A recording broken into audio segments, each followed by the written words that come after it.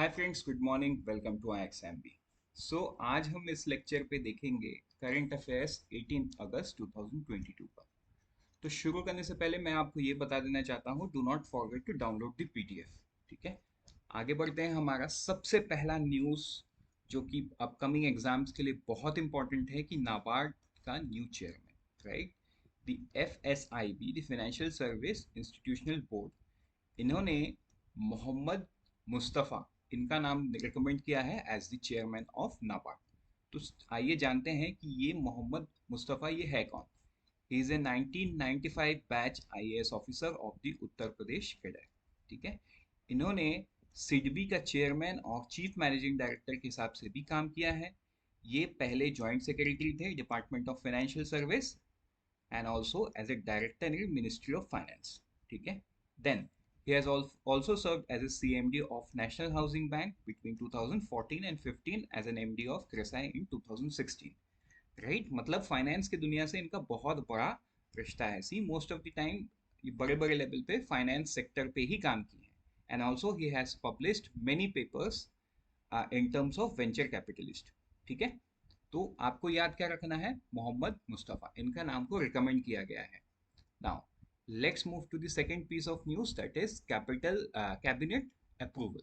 Right, ये है traditional knowledge digital library.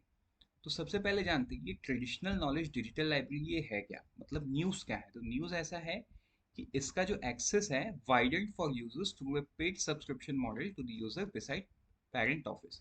तो पहले ये जो डिजिटल लाइब्रेरी था, ये लाइब्रेरी किस क्या चीज़ के लिए था। ये जो लाइब्रेरी 2001 में इनॉग्रेट हुआ है, इसको CSIR वालों ने और department of Indian system of medicine ने बनाया है। मतलब इसके अंदर देखो, नाम में ही सब कुछ है ना। ये एक इलेक्ट्रॉनिक रिपोजिटरी है। ठीक है, जो इंडिया का पुराना मेडिसिन सिस्टम है, लाइक आयुर्वेदा, यूनानी, सिद्धा, रिक्पा एंड योगा, इन सारे के डिटेल्स ये इलेक्ट्रॉनिक रिपोजिटरी में है। ठीक है, तो फ्यूचर में इसको और भी एक्सपेंड करने का प्लानिंग है गवर्नमेंट का। बट एज ऑफ नाउ ये सिर्फ पेरेंट ऑफिस यूज कर पाते थे। बट अभी गवर्नमेंट ने क्या किया है, इसको ओपन किया है with A paid subscription model. मतलब ये फ्री सर्विस नहीं होगा। ये किन के लिए होगा, ये बिजनेस हाउस के लिए होगा। अब बिजनेस हाउस मतलब मान के चलो फार्मा कंपनी, डॉक्टर्स, हॉस्पिटल्स, जो ये सारे एरियाज में कैटर करते हैं, ये रिपोजिटरी उनके लिए होगा जहाँ पे वो एकदम ऑथेंटिक सोर्स एंड डेटा को एक्सेस कर पाएंगे using this traditional knowledge digital library. ठीक है, फिर रिसर्च इंस्टीट्यूशन जो इन फील्ड पे जो कंपनी या जो रिसर्चर्स जो स्कॉलर्स रिसर्च करते हैं उनको, for educational institutions like medical colleges जो आयुर्वेदा का है ना, सिद्धा, yoga and all, educators, students, doctors and other concern. ठीक है, ये इनको बहुत बड़ा हेल्प मिलेगा। But again it's not free, it's a paid subscription model. अभी ये ऐसा क्यों किया गया, ऐसा इसीलिए किया गया to promote the Indian traditional medicine as the traditional knowledge digital library will derive research and development। इस फील्ड में government research and development and innovation को बढ़ावा देना चाहता है, उसके लिए government is doing all this things.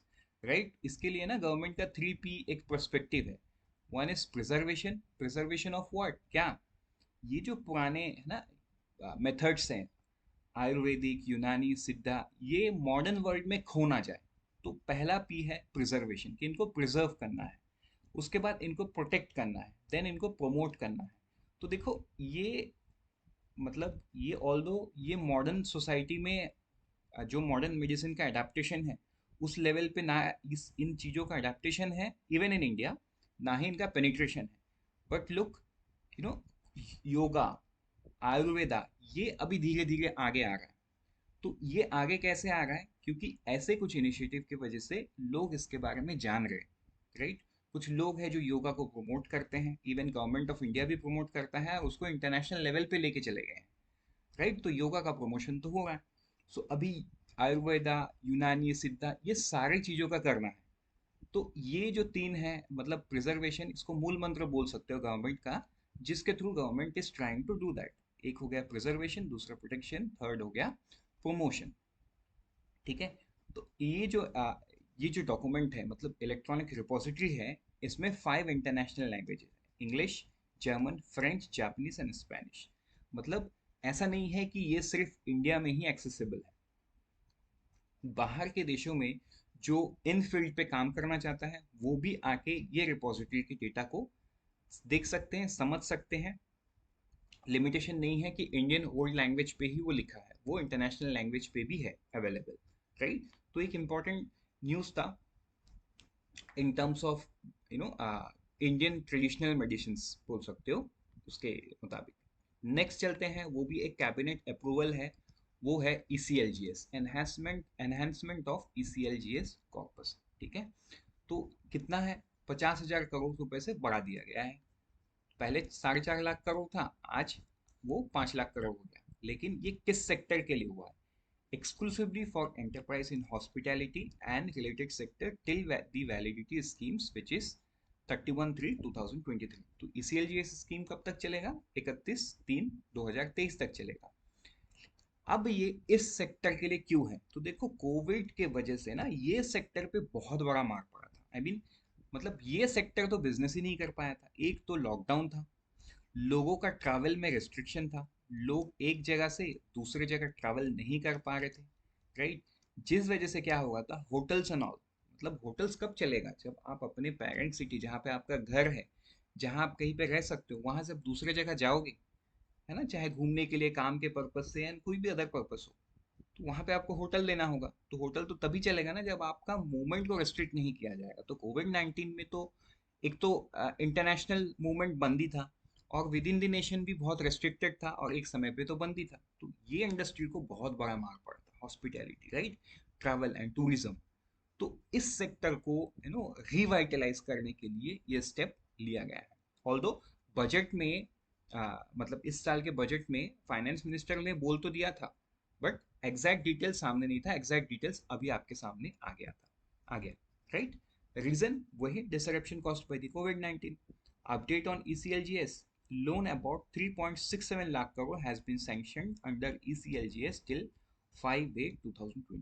तो ये एकदम लेटेस्ट नंबर है, ठीक है। अभी अपकमिंग जो 1-2 महीने के अंदर जो भी एग्जाम होगा, ये डेटा आपके लिए इंपॉर्टेंट होगा।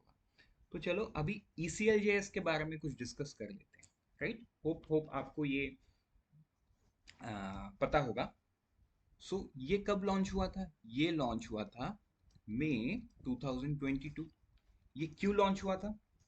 ये लॉन्च इसलिए हुआ था ताकि कोविड के वजह से जो स्ट्रेस था फाइनेंशियल वर्ल्ड में, अलग अलग sorry, not in financial world, मतलब अलग अलग सेक्टर्स में जो स्ट्रेस था, उन उन स्ट्रेस को दूर करने के लिए एक फाइनेंशियल असिस्टेंस गवर्नमेंट के थ्रू लाया गया, through this scheme ECLGS, right, to assist the sectors financially. Then अभी इसमें ना अलग अलग ये था, लेवल था। ECLGS जिसको 1.0 जो फर्स्ट टाइम आया, उस पे अगर हम बात करें, ये एक्चुअली में था MSME के लिए, ठीक है। क्योंकि देखो, MSME बहुत छोटे लेवल पे काम करते हैं, आपको ऑलरेडी पता है वो चीज़। और इनका भी मतलब छोटे लेवल पे काम करते हैं, प्लस ये मोस्टली ना आ, आ, बहुत लेस रेवेन्यू में काम करते हैं। मान के चलो 100 का इन्होंने माल बेचा, तो इसमें ये 5 रुपए ही कमा रहे हैं। और ऐसा भी नहीं है कि ये बहुत ह्यूज क्वांटिटी में बेच रहे हैं, तो मतलब ये बहुत छोटे लोग हैं। तो उनको आ, उस सेक्टर पे सबसे ज़्यादा आपका हिट हुआ है फाइनेंशियली उस टाइम पे। क्योंकि MSME को क्या बोला जाता है? Growth engine of the economy, right. बहुत सारा एम्प्लॉयमेंट, इवन रूरल एम्प्लॉयमेंट तो MSME से ही आता है। Major portion of the rural employment comes from the MSME, right. So यहाँ पे जो लोन का सीलिंग था वो क्या था? About 25 crore, right. तो देखो, ये सारा चीज आपको याद होना चाहिए कि ECLGS 1.0। अब ECLGS 1.0 में और भी बहुत सारा है, बट यहाँ पे मैं डिस्कस कर रहा हूँ जो बहुत ज़्यादा इंपॉर्टेंट है आपके एग्जाम्स के लिए, बैंकिंग एग्जाम्स के लिए, ठीक है। तो इसमें लोन्स कितना गया? 20% of the outstanding loan amount, इतना फाइनेंशियल असिस्टेंस उनको दिया गया, ठीक है। उसके बाद हम चलते हैं ECLGS 2.0 में, ठीक है। 2.0 में क्या हुआ? MSME तो पहले से था, अभी 2.0 में 26 डिफरेंट सेक्टर्स को भी, स्ट्रेस सेक्टर्स को लाया गया, on recommendation of home, Kamat committee, Kamat Kamat committee के रिकमेंडेशन में ये 26 सेक्टर्स को जो स्ट्रेस थे उनको इंक्लूड किया गया। यहाँ पे सीलिंग क्या दिया गया? यहाँ पे सीलिंग दिया गया 50 करोड़ एंड अबव। ठीक है। इसके बाद ECLGS 3.2, ECLGS 3.2 की हम अगर बात करें तो यहाँ पे बात की है गवर्नमेंट ने hospitality, travel, tourism, leisure and sports sectors के बारे में बात किया। राइट। तो यहाँ पे इनका क्या है? सीलिंग यहाँ पे है 40% ऑफ द आउटस्टैंडिंग, और आपका जो सीलिंग है वो 500 करोड़ एंड अबव। ठीक है, अबव 500 करोड़। और यहाँ पे भी जो सीलिंग है CLGS 2.2 में ये भी 20% था। तो हम आगे बढ़ते हैं हमारे नेक्स्ट पीस ऑफ न्यूज़ में। यहाँ पे भी हम चलते हैं एक कैबिनेट अप्रूवल को समझते हैं, वो है interest submission of short term agri loans. Right. तो यूनियन कैबिनेट जो है रिस्टोर किया गया interest submission on short term agri loan 1.5% for the all financial institution. ठीक है, जो भी किसानों को शॉर्ट टर्म लोन देते हैं, किसानों को क्या मिलेगा? इंटरेस्ट सबवेंशन मिलेगा। अब इंटरेस्ट सबवेंशन है क्या? बेसिक टर्म पे हम समझते हैं। मान के चलो आपको एक लोन 9% में मिलेगा, तो गवर्नमेंट बोलेगा इसमें 2% इंटरेस्ट सबवेंशन आपको मैं दूंगा, तो इफेक्टिव आपके लिए जो लोन अमाउंट है ना वो 7% हो जाएगा। बट इसमें भी कुछ कंडीशंस रहता है, इंटरेस्ट सबवेंशन में भी कुछ कंडीशंस है। किसानों को 7% में लोन मिलता है, अगर वो टाइम से दिए उनको 4% का छूट मिलता है। ठीक है, 3 या 4% का छूट मिलता है, तो वो छूट की वजह से इनका जो लोन अमाउंट है ना वो आई मीन लोन परसेंटेज है वो कम हो जाता है। वही उसी चीज को बोलते हैं इंटरेस्ट सबवेंशन। तो ऑब्वियसली ये करने के लिए गवर्नमेंट को तो पैसा चाहिए। सो पैसा कुछ इस प्रकार है, the financial year 22-23 to 24-25 for lending short term agri loan up to ₹3 lakh to the farmer. ये सिर्फ अप टू 3 लाख के लिए। ठीक है, फार्मर अगर 3 लाख तक का लोन लेता है विद इन दिस ईयर्स तो ही उनको इस बेनिफिट का, इस स्कीम का लाभ मिलेगा। इसके लिए बजटरी प्रोविजंस, मतलब बजट से ही पैसा आएगा। 34,856 crore, 34,854 crore under the scheme is allocated for this period. Right. तो आगे बढ़ते हैं हमारे नेक्स्ट पीस ऑफ न्यूज में, दैट इज उड़ान स्कीम कंप्लीट्स 5 years। ठीक है, उड़ान क्या है? पूरे देश का हर नागरिक, ये मिनिस्ट्री ऑफ सिविल एविएशन का एक फ्लैगशिप प्रोग्राम है। ये रीजनल कनेक्टिविटी स्कीम है। इसको लॉन्च कब किया गया था? 27 अप्रैल 2017। तो देखो बेसिक जो ये उड़ान स्कीम है ना, ये कहाँ के लिए किया गया था? जो टीयर 2 और टीयर 3 सिटीज है। राइट। जो टीयर 2 और टीयर 3 सिटीज है उनमें कनेक्टिविटी को बढ़ाने के लिए। मतलब आज के दिन में उड़ान से पहले, ठीक है, मान के चलो बॉम्बे से कोलकाता के लिए फ्लाइट हमेशा अवेलेबल था। ठीक है, दिल्ली से भुवनेश्वर के लिए हमेशा अवेलेबल था। राइट। लेकिन जो छोटे सिटीज है, क्या वहां पे कनेक्टिविटी था? नहीं था। छोटे cities in the sense Bihar का झारखंड का देवघर, छत्तीसगढ़ का जगदलपुर। राइट। तो ऐसे छोटे छोटे सिटीज को कनेक्ट करना, और ये बहुत शॉर्ट रूट होता है, उसको उड़ान स्कीम में लाया गया, उन सारे रूट्स को, मतलब to connect the air connectivity in tier 2 and tier 3 cities. छोटा छोटा एयरपोर्ट बनाया गया, वहाँ पे जो एयरक्राफ्ट यूज होता है वो भी ATR एयरक्राफ्ट, छोटे छोटे एयरक्राफ्ट यूज होते हैं। ठीक है। देन अचीवमेंट्स क्या है अब तक का? 425 new route started under this scheme, 58 airports, 8 heliports and 2 water aerodrome have been connected अब तक 5 साल में। ठीक है। फ्यूचर प्लान क्या है? 1000 routes and 220 airports are planned to be facilitated under the scheme by 2026। तो ये है आपका टारगेट। ठीक है। Other framework based on the needs, एक हो गया लाइफलाइन उड़ान, जहाँ पे कोविड के टाइम में मेडिसिन सप्लाई, वैक्सीन ये सब सप्लाई किया गया टीयर 2 टीयर 3 सिटीज, बड़े बड़े सिटीज से। कृषि उड़ान, जहाँ पे पेरिशेबल गुड्स को जल्दी ट्रांसफर किया गया कृषि कृषि उड़ान के थ्रू। इंटरनेशनल उड़ान goods for NER, Guwahati and Imphal जैसे एयरपोर्ट्स आपके नॉर्थ ईस्ट से इनको इंटरनेशनल फ्लाइट दिया गया। ठीक है, ताकि वो भी इंटरनेशनल एयरपोर्ट बन सके। सो ये था अपडेट आपका उड़ान स्कीम पे। आगे बढ़ते हैं हम, हमारा अब नेक्स्ट पीस ऑफ न्यूज़ है फ्लिपकार्ट पिनलाइज्ड। तो भैया क्यों पिनलाइज्ड? देखो फ्लिपकार्ट ने ना, अभी फ्लिपकार्ट क्या है, कैसे काम करता है, पहले वो समझो। फ्लिपकार्ट एक प्लेटफॉर्म है, राइट? फ्लिपकार्ट कोई सामान नहीं बेचता। फ्लिपकार्ट में अलग अलग सेलर, ठीक है, अलग अलग सेलर अपना सामान को लिस्ट करते हैं, और हम, आप, ये अलग अलग जो रिटेल्स कस्टमर्स हैं, हम जाके सर्च करते हैं, है ना, हम खरीदते हैं फ्लिपकार्ट से। बट यूजुअली ये जो हम खरीद रहे हैं ना, इसको फुलफिल कौन कर रहा है? पीछे बैठा हुआ सेलर। फ्लिपकार्ट बस एक एग्रीगेटर है, ठीक है। बट इसमें फ्लिपकार्ट तो कुछ कमाता होगा, तो सेलर से ये कमीशन लेता है किसी भी सामान को बेचने का। तो ये जो पेनलाइज्ड हुआ है, अभी कुछ सेलर्स हैं जो कि प्रेशर कुक, मैंने जिन्होंने प्रेशर कुकर बेचा जो कि क्वालिटी स्टैंडर्ड में नहीं था। देखो, एक गवर्नमेंट ने 1/2/2021 को, 1 फरवरी 2022 को एक मैंडेटरी नॉर्म्स लाया था। किसके लिए? डोमेस्टिक प्रेशर कुकर के लिए। बट कुछ सेलर्स ने ये नॉर्म्स को, मतलब ये क्वालिटी के प्रेशर कुकर को ना सेल करते हुए इससे चीप क्वालिटी के प्रेशर कुकर को सेल किया।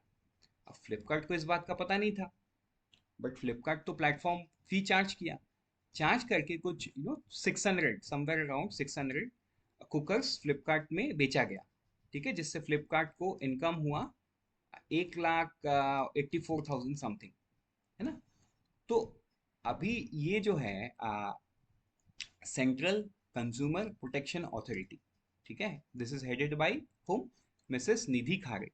तो इनके अध्यक्षता में जो सेंट्रल कंज्यूमर प्रोटेक्शन अथॉरिटी है, इन्होंने एक कंप्लेन के अगेंस्ट में काम किया। और इन्होंने बोला कि आप तो, ठीक है, मतलब फ्लिपकार्ट को बोला कि ठीक है, आप तो इसको बेचे नहीं हो, लेकिन आप, आपके प्लेटफॉर्म से ये बिका है और इसके बेसिस पे आपने कुछ पैसा कमाया है, इसीलिए हम आपको 1 लाख रुपए का पेनल्टी लगाते हैं, और आप जितने लोगों को ये प्रेशर कुकर बेचे हो उनको वापस बुलाओ। तो ये पेनल्टी किसको लगा? फ्लिपकार्ट। तो ऐसा ही एग्जैक्टली मिलता जुलता पेनल्टी पहले अमेजोन को भी लग चुका है, ठीक है। तो हम आगे बढ़ते, तो यहाँ पे हमको समझने का बात यह है कि यहाँ पे फ्लिपकार्ट का बहुत बड़ा हाथ, मेजर रोल नहीं है, क्योंकि फ्लिपकार्ट को इस क्वालिटी नॉर्म के बारे में उसके प्लेटफॉर्म में ऐसा कुछ था ही नहीं जिससे ये क्वालिटी को वो चेक कर पाए, क्योंकि ये तो फ्लिपकार्ट के वेयर हाउस से नहीं आ रहा है, ये तो सेलर के वेयर हाउस से हमारे पास डायरेक्टली आ रहा है। बट ऑल्दो फ्लिपकार्ट बीच में है, उसको रेगुलेटरी ऑर्डर्स जो गवर्नमेंट से आता है कि आपको ये क्वालिटी का सामान ही बेचना है, ये सब तो फॉलो करना चाहिए, इसीलिए इनको 1 लाख का पेनल्टी लगा है। आगे बढ़ते हैं हम हमारे नेक्स्ट पे, जो कि बहुत इंपॉर्टेंट एक नया स्कीम आया है, नमस्ते स्कीम, ठीक है। इसको किससे आया है? Ministry of housing and urban affairs with the ministry of social justice and empowerment. नमस्ते, इसका फुल फॉर्म क्या है? National action for mechanized sanitary sanitation ecosystem scheme, ठीक है। इस पे क्या है? 500 cities across India has declared themselves as सफाई मित्र सुरक्षित, ठीक है। 500 सिटीज ने ये तो ऑलरेडी डिक्लेयर कर दिया है।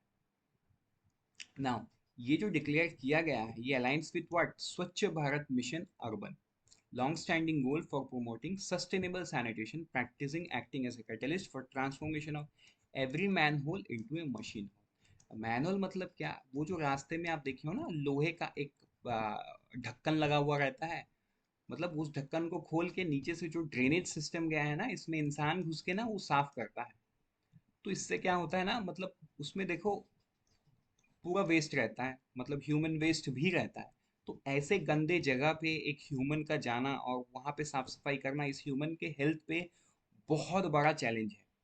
तो ये जो सिटीज है, मतलब स्वच्छ भारत मिशन अर्बन का गोल ही यही है कि अर्बन सीवेज ट्रीटमेंट और अर्बन में सैनिटेशन और ये सबको स्ट्रॉन्ग करे। तो उनका एक ऑब्जेक्टिव ये है कि एवरी मैन होल इनटू ए मशीन हो, है ना। तो मतलब जो ढक्कन में इंसान घुस के साफ करता है कल की डेट में, यही को, इसी को टेक्नोलॉजी के थ्रू, है ना, ऐसा कोई मशीन लगाएंगे जिसके पाइप के थ्रू एक ट्रक ट्रक टाइप का रहता है, राइट, ये शायद आपने देखा है, जो सक, है ना, सक्शन से ये पाइप कनेक्टेड रहता है, एंड वो इसको साफ करके अपने सेप्टिक टैंक में जमा कर लेता है और बाहर कहीं जाके इसको फेंक देता है, या मतलब जो भी फर्दर प्रोसेस है उसको फॉलो करता है। तो एवरी मैन होल इनटू ए मशीन होल, ये एक ऑब्जेक्टिव है। तो नमस्ते स्कीम क्या है?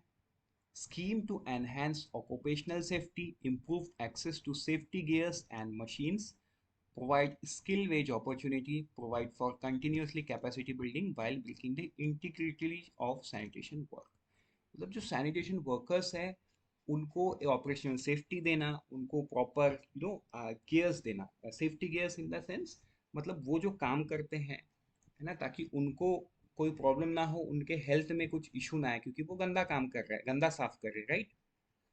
तो उनको प्रॉपर सेफ्टी इक्विपमेंट्स दिया जाए, उनको प्रॉपर मशीन्स दिया जाए। तो इसके रिलेटेड है आपका नमस्ते स्कीम। उसका टारगेट क्या है?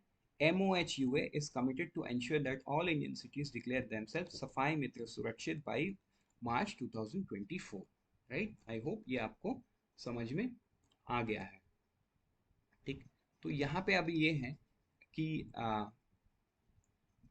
MOHUA ministry of housing and urban affairs, right. इसका मिनिस्टर कौन है, ये आप कमेंट सेक्शन पे लिखो। आगे बढ़ते हैं, हम ये नमस्ते स्कीम का ही आउटकम्स को देखते हैं। मतलब ये क्या एम करता है? Zero fertility in sanitation work in India, all sanitation perform by the skill worker. कोई नए लोगों को ऑल ऑफ ए सडन नहीं लाया जाएगा, स्किल्स है तो ही लाया जाएगा, नहीं है तो उनको स्किल्स दे के लाया जाएगा। No sanitation worker come in direct contact with human faecal matter, मतलब ह्यूमन वेस्ट से डायरेक्ट कांटेक्ट में कोई नहीं आएगा, ये मशीन से ही काम होगा फ्यूचर में, ठीक है। तो नमस्ते स्कीम्स का ये एम्स रखा गया, मतलब फ्यूचर में इसका आउटकम होगा ये। Then sanitation worker are collectively into SHG and empowered to run sanitation enterprise, ठीक है। मतलब इनके बेनिफिट्स के लिए अच्छा अच्छा काम थ्रू SHG किया जाएगा। All sewer and septic tank sanitation worker have access to alternative livelihood, मतलब ऐसा नहीं है कि ये लोग सिर्फ सेप्टिक टैंक साफ कर रहे हैं या सीवेज मतलब स्वीपर का ही काम कर रहे हैं, इनको अल्टरनेटिव लाइवलीहुड देना भी इम्पोर्टेंट है ना। Strengthen supervisory and monitoring system at national state and ULB level, ठीक है, to ensure enforcement and monitoring of safe sanitation work. उसके बाद increased awareness among sanitation service seekers to seek service from the registered and skilled sanitation worker, ठीक है। तो ये outcome हो गया। आगे बढ़ते हैं हम, अब कैटेगरी ऑफ सिटी देखते हैं। तो सिटीज को भी ना अलग अलग कैटेगरी में डिवाइड किया गया, ठीक है, अमृत सिटीज को अलाइन करते हुए। तो all cities municipal town with population over 1 lakh with notified municipality, ये कैटेगरी हो गया। All capital towns of the state unit territory not covered in 4A, then 10 cities from the hill state, island and tourist destination, not more than one from each state। तो ये अलग अलग category हो गया जिनको सबसे पहले टारगेट किया जाएगा, ठीक है। चलो आगे बढ़ते हैं हम। अब देखते हैं RBI ने एक वर्किंग पेपर रिलीज किया है, मतलब ये कोई रेगुलेशन नहीं है, RBI ने सजेशन मांगा है लोगों से। RBI discussion paper on tier charges on UPI। इसके बैकग्राउंड को समझते हैं। देखो, आप जितना भी पेमेंट सिस्टम को देखोगे, मतलब आज के दिन में आप पैसा कैसे ट्रांसफर कर सकते हो? आप UPI के थ्रू कर सकते हो, IMPS के थ्रू कर सकते हो, ठीक है, ये दोनों एकदम इमीडिएट है, तुरंत हो जाता है। उसके बाद आप RTGS के थ्रू कर सकते हो, NEFT के थ्रू कर सकते हो, मतलब ऑनलाइन में ये मेथड्स हैं, ठीक। इसके बाहर तो आप कार्ड ट्रांसफर और भी डिफरेंट डिफरेंट मेथड्स आप अप्लाई कर सकते हो, बट मेजरली ऑनलाइन में यही है। तो अभी आप एक चीज समझो, UPI में कोई पैसा नहीं लगता, whereas IMPS RTGS NEFT में चार्जेस इन्वॉल्व है। तो देखो, चार्जेस की बात आई तो चार्जेस क्यों लगेगा? तो ये जो सिस्टम्स है, राइट, UPI IMPS जैसे सिस्टम, इनको NPCI रन करता है और कुछ सिस्टम को RBI रन करता है। तो इनको रन करने के लिए तो कॉस्ट लगता है, कुछ तो कॉस्ट लगता है ना, मशीन कॉस्ट। मतलब उनके एंड में एक सर्वर चालू है, वो सर्वर का इलेक्ट्रिसिटी कॉस्ट है ना, उसके पीछे का मैन पावर कॉस्ट, कुछ तो कॉस्ट लगता होगा। तो जब ये सब सर्विस, फॉर एग्जांपल हम बात अभी UPI की करेंगे, UPI completely free of cost है, मतलब आप किसी को 1 रुपए भी ट्रांसफर कर सकते हो, किसी को आप लाख रुपए भी ट्रांसफर कर सकते हो। दोनों केस में सिस्टम के ऊपर जो प्रेशर आएगा वो सेम आएगा, जो मैन पावर कॉस्ट है, जो इलेक्ट्रिसिटी कॉस्ट है, वो सेम आएगा, राइट, कॉस्ट में कोई चेंज नहीं होगा। तो यहाँ पे RBI है ना ऐसा सोच रहा है कि आरबीआई ने ऐसा कुछ बोला नहीं है कि हम ऐसा करेंगे। एक वर्किंग पेपर को रिलीज किया है कि क्या हम यूपीआई में चार्जेस इंक्लूड कर सकते हैं, जैसा कि हम एमडीआर मर्चेंट डिस्काउंट रेट अलग अलग चीजों में लेते हैं। करेक्ट। अब सब तो आरबीआई नहीं लेता, वो अलग अलग एग्रीगेटर्स है वो लेते हैं, तो वो हमारा डिस्कशन नहीं है। हम यूपीआई के कॉन्टेक्स्ट में चीज को समझते हैं। So RBI release discussion paper for feedback and suggestion before October 3। तो October 3 तक का टाइम है जहाँ पे लोग जाके सजेस्ट कर सकते हैं। नाउ इसका प्राइमरी रीजन है कि यूपीआई फ्री है और यूपीआई में more than 10 billion transaction per month हो रहा है। ठीक है। एंड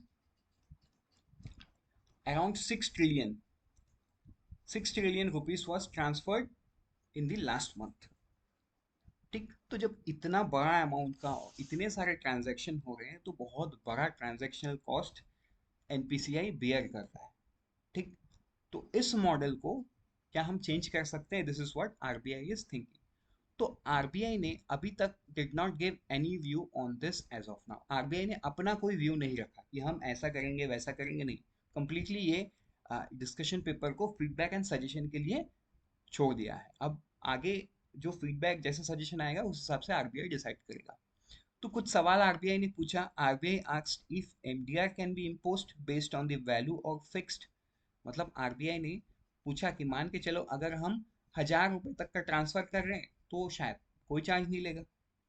जैसे 1,000 से अगर हम 5,000 ट्रांसफर कर रहे हैं तो शायद आरबीआई 2 रुपए लेगा, मतलब 2 रुपए ट्रांजेक्शनल कॉस्ट हो। तो बेस्ड ऑन वैल्यू और फिक्स चार्जेस, मतलब हम 1 रुपए ट्रांसफर करें कि लाख रुपए, एक फिक्स चार्ज होगा। For example 1 rupees. कितना भी हम ट्रांसफर करें 1 रुपए हमको पे करना है। मैं एक हाइपोथेटिकल दे रहा हूँ, ठीक है, आपको वैल्यू और फिक्स समझाने के लिए। चार्जेस क्या होगा ये तो हमको फ्यूचर में ही समझ में आएगा। Then RBI asked who should decide on the charges, RBI or market be allowed। मतलब आरबीआई ने ये भी पूछा ये जो चार्ज है इसको कौन डिसाइड करेगा, आरबीआई डिसाइड करेगा या मार्केट फोर्सेस, ये मार्केट से प्राइस उठ के आएगा। Then RBI asked on uniformity of MDR charges for debit card. ठीक है। तो अभी देखो डेबिट कार्ड का जो एमडीआर है मतलब मर्चेंट डिस्काउंट रेट, मतलब आप जब एक पीओएस मशीन में अपना कार्ड स्वाइप करते हो ना, आप 100 रुपए पे करते हो तो उसके अगेंस्ट में 2 या 2.5% वो जो जिसको पे कर रहे हो ना, जिस दुकानदार को, उनको पे करना पड़ता है एज एन एमडीआर। मतलब उनको पूरा पूरी 100 रुपए नहीं मिलेगा, उनको समवेयर अराउंड 98 रुपीज समथिंग मिलेगा। तो बाकी का जो पैसा है एज एन एमडीआर कट गया। तो आरबीआई बोल रहे हैं यूनिफॉर्मिटी ऑफ एमडीआर चार्जेस। क्यों? क्योंकि देखो डेबिट कार्ड तो रुपए के नेटवर्क का भी है, तो रुपए नेटवर्क में कोई एमडीआर नहीं है। ठीक है। बाकी कौन से नेटवर्क का है, वीजा का है, मास्टर कार्ड का है, इनको एमडीआर चार्ज होता है, लेकिन रुपए को नहीं होता है। रुपए को क्यों नहीं होता है? इसलिए नहीं होता है क्योंकि MDR is zero since January 2020। Government ने एमडीआर को जीरो करके रखा है रुपए कार्ड में। सो ये सारे सवाल आरबीआई पूछ के डिस्कशन पेपर को मार्केट में छोड़ दिया है। अब ये जैसे सजेशन उठ के आएगा उस हिसाब से आरबीआई फ्यूचर में डिसाइड करेगा। आगे बढ़ते हैं हमारे नेक्स्ट न्यूज पे, दैट इज रशियन इम्पोर्ट। ठीक है। तो देखो ये news I mean data centric नहीं है, बट हाँ आपको पता होना चाहिए कि from the month of January to June, ठीक है, हम देख रहे हैं जो रशिया से हमारा इंपोर्ट है वो 7 टाइम्स बढ़ गया है। Right. India imported goods worth rupees 4.23 billion in June from the sanction hit Russia, at around 6.8 times compared to last year. Okay? Crude oil ये सबसे ज्यादा इंपोर्ट हुआ है during the month of June. ठीक है। चलो आगे बढ़ते हैं हम हमारे नेक्स्ट पीस ऑफ न्यूज पे। ये है air quality and health in cities. ठीक है। ये एक रिपोर्ट है जिसको किसने दिया? हेल्थ इफेक्ट इंस्टीट्यूट ने। ठीक है।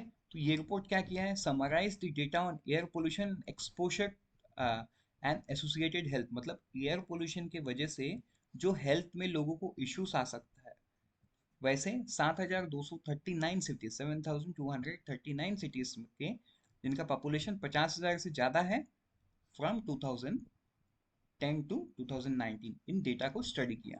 राइट। तो डेटा में इंडियन कॉन्टेक्स्ट में क्या मिला है? Delhi and Kolkata were they ranked first and second in the list for the top 10 polluted cities where PM2 point level were compared. ठीक है। पार्टिकुलेट मैटर 2.5 लेवल को कंपेयर करने पे Delhi Kolkata first and second आया टॉप 10 में. However, no Indian city appeared in the list for top 10 or even in top 20 in NO2 level. Okay, nitrogen dioxide level. देखो PM2 में है Delhi and Kolkata, but NO2 level पे नहीं है. Then Beijing in China has the highest PM2 attributable death rate in of 124 in 2019. So Beijing में सबसे ज्यादा लोग मरे 2019 में 124. उसी लिस्ट पे Delhi and Kolkata, Delhi 6th rank में है, कोलकाता 8th रैंक में है. ठीक है, तो ये 7,239 सिटीज में जो टॉप 20 सिटीज है located in south east Asia, जिसमें से 19 सिटीज इंडोनेशिया का है और एक मलेशिया का है. ठीक, अब ये PM2.5 क्या है? तो देखो PM2.5 ना, ये छोटे छोटे एकदम पार्टिकल्स हैं, है ना, छोटे छोटे पार्टिकल्स हैं. मतलब ये पार्टिकल्स में इश्यूज है, कार्बन है, ठीक है, अलग अलग ऐसे ऐसे प्रोडक्ट है जो हमारे रेस्पिरेटरी ट्रैक्ट, मतलब जो हमारे हेल्थ को खराब कर सकते हैं. वो हमारे बॉडी माने नोस्ट्रल्स के थ्रू जब हम सांस लेते हैं तो वो अंदर जाता है, तो वही हमारे लंग्स एंड रेस्पिरेटरी ट्रैक्ट को खराब करने की कोशिश करता है, leading directs to cardiovascular and respiratory problem, है ना. मतलब हार्ट का प्रॉब्लम और सांस का प्रॉब्लम फ्यूचर में ये PM2.5 के वजह से ही आता है, क्योंकि अलग अलग पार्टिकल्स इसमें हैं जो हमारे हेल्थ के लिए बहुत हानिकारक है. नेक्स्ट बढ़ते हैं हम हमारे नेक्स्ट पीस ऑफ न्यूज़ पे. Fourth advance estimate of major agriculture crops for 2021-22. ये किसने रिलीज किया? यूनियन एग्रीकल्चर मिनिस्ट्री ने रिलीज किया. ठीक है, the production of food grain in the country is estimated at 315 million. ठीक, अगर हम इनके एवरेज के बात करें ओवर द ईयर, तो ये 25% ज़्यादा है, 315.72 मिलियन. ठीक है, जो राइस का प्रोडक्शन है वो 130.29 मिलियन पे है, जो कि एक रिकॉर्ड पे है. ठीक, तो देखो फिर से बता दूं, ये एक्चुअल डेटा नहीं है, ये एडवांस एस्टीमेट है. ठीक है, जिसको यूनियन मिनिस्ट्री ने रिलीज किया है. तो आप मेरे को कमेंट सेक्शन में बनाओगे मिनिस्ट्री ऑफ एग्रीकल्चर का यूनियन मिनिस्टर कौन है. ठीक है, यूनियन मिनिस्टर कौन है. आगे बढ़ते हैं हमारे नेक्स्ट पीस ऑफ न्यूज़ पे. Annual survey of industries. तो ये एक डेटा है जिसको MOSPI, ministry of statics and programme implementation, ने रिलीज किया है ऑन 17 अगस्त को. तो इसमें डेटा में कुछ ऐसा आया कि जो इन्वेस्टमेंट है मैन्युफैक्चरिंग सेक्टर पे वो 20.9% ग्रो किया है 2019-20 में ओवर प्रीवियस फिस्कल. ठीक है, the gross fixed capital formation. ठीक, तो आई होप आपको एक्सपेंडिचर मेथड पता है, C+I+G x-M, economic national income को कैलकुलेट करने का एक्सपेंडिचर मेथड. तो GFCE मतलब क्या है? Gross fixed capital formation. ये आई वाले पार्ट में काउंट होता है. ठीक है, GFCE in 2019-20 was rupees 4.16 lakh crore compared to rupees 3.4 lakh crore in financial year 19. 1.7% increase in the number of factories in the country. ठीक, मतलब 1.7% मतलब बहुत सारे फैक्ट्री खुले, बहुत सारा फैक्ट्री खुला है, मतलब बहुत सारे लोगों को एम्प्लॉयमेंट मिला है. Then the economic growth. So employment in corporate sector की बात करें तो increase 5.5 to 97.02 lakh in 2019-20. Employment in individual proprietorship की बात करें तो it fell 3.1 to 11.3 lakh. In partnership sector it declined, partnership sector पे भी डिक्लाइन किया. LLP में वो 42% राइज किया है. तो मतलब यहाँ से हमको ये भी समझ में आता है कि प्रोप्राइटरशिप से बहुत सारे बिजनेस प्रोबेबली LLP में शिफ्ट किए होंगे. ठीक है, तो जो टॉप स्टेट है वो है तमिलनाडु, देन है गुजरात, थर्ड है Maharashtra in terms of number of factory. ठीक है, सो आगे बढ़ते हैं हम हमारे नेक्स्ट पीस ऑफ न्यूज़ जो कि वन लाइनर है. राइट, प्रोजेक्ट चीता. तो देखो प्रोजेक्ट चीता के अंडर में ना ये चीता को एक कंट्री से दूसरे कंट्री ट्रांसफर किया जाता है. राइट, अब जहाँ पे कम है वहाँ पे प्रिजर्वेशन, इकोलॉजिकल बैलेंस को मेंटेन करने के लिए दूसरे जगह से लाया जाता है. तो इसी रिगार्ड्स में इंडिया ने एक MOU साइन किया रिपब्लिक ऑफ नाम्बिया से. अभी एक प्रोसेस में है, वो है साउथ अफ्रीका से, राइट। आगे बढ़ते हैं, next piece of news, happy shop. ये हैप्पी शॉप जो है हिंदुस्तान पेट्रोलियम कॉर्पोरेशन लिमिटेड का है, जो कि अभी रिसेंटली एक नया शॉप आया न्यू दिल्ली में, राइट। ये रिटेल मर्चेंडाइज है, बहुत सारे अलग अलग सामान मिलता है। ओएनजीसी और एक्सोन मोबाइल, ये दोनों कंपनी ने एमओयू साइन किया है for deep water exploration in east and west coast of India, ठीक है। तो कौन कौन किया है, ओएनजीसी एंड एक्सोन मोबाइल। आगे बढ़ते हैं, और भी कुछ वन लाइन देखते हैं, माइक्रो फाइनेंस लोन्स। तो अगर हम देखें, the loan portfolio of micro finance institution has increase 24% year on year to 2.75 trillion by the end of June, from 2.2 trillion in year. 2.2 trillion था, अभी वो 2.75 ट्रिलियन हो गया है, मतलब 24% बढ़ गया है। Then sequentially the loan book expanded from 2.62 trillion according to, ये किसने दिया data, Sadhan, the self regulatory organisation SRO for micro finance, right. Next one liner पे चलते हैं, श्रीलंका एंड अदानी ग्रीन्स। तो श्रीलंका में अदानी ग्रीन्स का एक प्रोजेक्ट आएगा, जिसको अप्रूवल मिल गया है, मतलब गवर्नमेंट ऑफ श्रीलंका ने एक प्रोविजनल अप्रूवल दे दिया है for two wind project of 286 megawatt and 234 megawatt. Investment क्या है, यूएस डॉलर 500 मिलियन, ठीक है। आगे बढ़ते हैं, हम देखते हैं बैंक ऑफ बड़ौदा, ठीक है। बैंक ऑफ बड़ौदा अभी रिसेंटली अनाउंस किया है, मतलब अनाउंस नहीं, रेगुलेटरी फाइलिंग में बताया है रेगुलेटर को कि 1,000 करोड़ रुपए उन्होंने किससे उठाया, बॉन्ड से उठाया, किसके लिए, for financing infrastructure and affordable housing project, ठीक है, जिसका कूपन रेट है 7.93%, right? So now we are at the end. Unfold your potential with IXMB. All the best. Prepare 50% faster with IXMB. फिर से मिलते हैं कल सुबह 8:30 बजे।